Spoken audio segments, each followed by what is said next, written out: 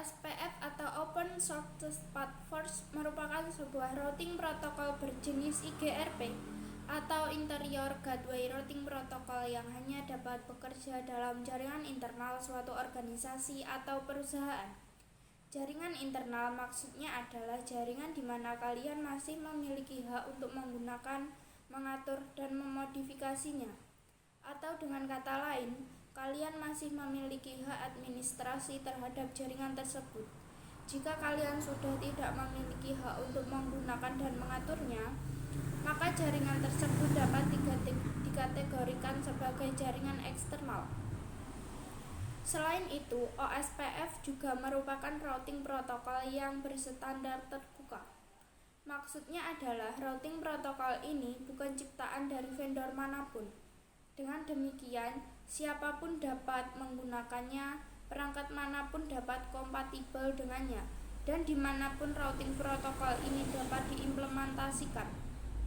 OSPF merupakan routing protokol yang menggunakan konsep hierarki routing. Artinya OSPF membagi-bagi jaringan menjadi beberapa tingkatan. Tingkatan-tingkatan ini diwujudkan dengan menggunakan sistem pengelompokan area. Dengan menggunakan konsep hierarki routing, sistem penyebaran informasinya menjadi lebih teratur dan tersegmentasi, tidak menyebar ke sana kemari dengan sembarangan.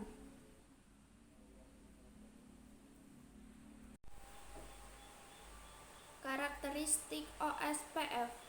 Routing OSPF memiliki karakteristik sebagai berikut. 1. Merupakan link state routing protokol sehingga setiap router memiliki gambaran topologi jaringan. 2. Menggunakan hello packet untuk mengetahui keberadaan router tetangga atau neighbor router. 3. Routing update hanya dikirimkan bila terjadi perubahan dalam jaringan dan dikirim secara multicast. 4. Dapat bekerja dengan konsep hierarki karena dapat dibagi berdasarkan konsep area. 5. Menggunakan cost sebagai metrik, dengan cost terendah yang akan menjadi metrik terbaik. 6. Tidak memiliki keterbatasan hop count, tidak seperti RIP yang hanya bisa menjangkau 15 hop count. 7. Merupakan clashless routing protocol. 8. Secara default nilai administratif distance 110. 9. Memiliki fitur authentication pada saat pengiriman routing update.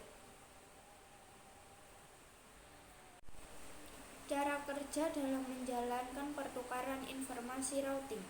OSPF akan membentuk sebuah komunikasi dengan router lain. Router lain yang berhubungan langsung atau yang berada di dalam satu jaringan dengan router OSPF tersebut disebut dengan neighbor router atau router tetangga. Router OSPF mempunyai sebuah mekanisme untuk dapat menemukan router tetangganya dan dapat membuka hubungan. Mekanisme tersebut disebut dengan istilah hello protocol. Paket OSPF yang pertama, hello, yang digunakan untuk berkomunikasi dengan neighbor yang terhubung langsung, directory connected. Yang kedua, database descriptor DBD yang berisi daftar router ID dari router di mana LSA diterima dan sequence number. Yang ketiga, link state request LSR untuk permintaan LSA. Yang keempat, link state update LSU untuk reply dari LSR yang berisi informasi yang diminta. Yang kelima, link state acknowledgements LSACK yang digunakan untuk mengkonfirmasi bahwa link state information sudah diterima. Area pada OSPF mengacu pada sekumpulan router yang memiliki area ID yang sama network. Network OSPF harus memiliki area khusus yang disebut area 0 atau backbone area. Dan area lainnya harus terhubung dengan area 0. Maka dari itu, area 0 harus memiliki bandwidth yang besar sehingga bisa melayani trafik area yang lain. Setelah kalian memahami penjelasan tentang OSPF, sekarang kita akan mencoba melakukan konfigurasi OSPF mikrotik. Pada studi kasus ini kita mempunyai 3 router yang berada dalam satu area, yaitu area backbone, dengan masing-masing router memiliki jaringan LAN.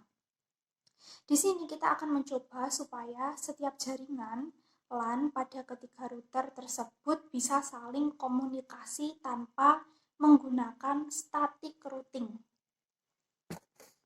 Nah, langkah pertama seperti biasa, lakukan konfigurasi IP address pada setiap router mikrotik, tapi kali ini tambahkan interface bridge dengan nama loopback untuk menjadi router ID. Nah, jika kalian menggunakan Winbox untuk menambahkan interface bridge, kalian bisa pergi ke menu bridge lalu klik icon add. Nah, untuk melakukan konfigurasi IP address-nya sendiri, kalian bisa melakukan ya di menu IP, lalu address, lalu klik icon add.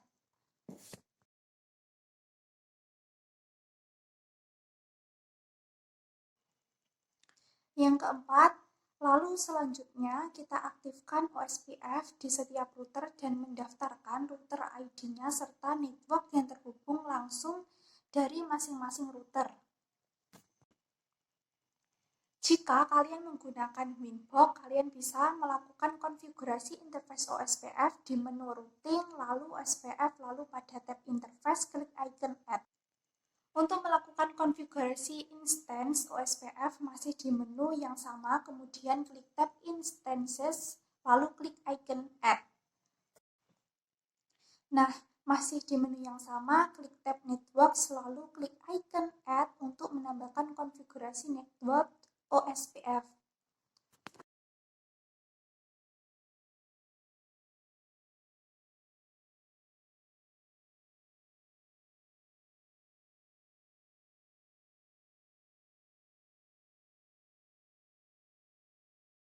Nah, kesimpulannya, jadi itulah cara konfigurasi routing OSPF di mikrotik. Perlu kalian ketahui, menggunakan protokol OSPF, protokol ini akan menangani rute dalam struktur jaringan dinamis yang dapat menggunakan jalur berbeda secara subjaringannya. Itu selalu memilih jalur terpendek ke subnetwork terlebih dahulu karena OSPF menggunakan protokol link statik.